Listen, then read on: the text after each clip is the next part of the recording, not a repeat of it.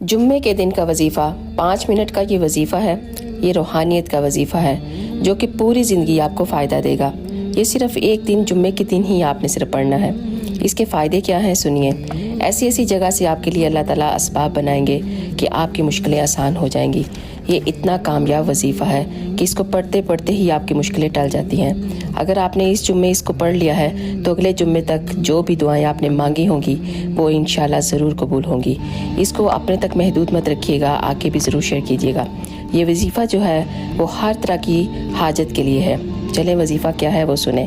جمعے کے دن کوئی بھی وقت آپ نکال لیں، اپنے آپ کو صاف ستھرا کر لیں اور ایک جگہ پہ بیٹھ جائیں۔ پہلے آپ نے 3 دفعہ درود پاک پڑھنا ہے اور 100 دفعہ آپ نے پڑھنا ہے بسم اللہ الرحمن الرحیم، اور اس کے بعد آپ نے پڑھنا ہے یا ربنا 7 مرتبہ آپ نے اس کو پڑھنا ہے۔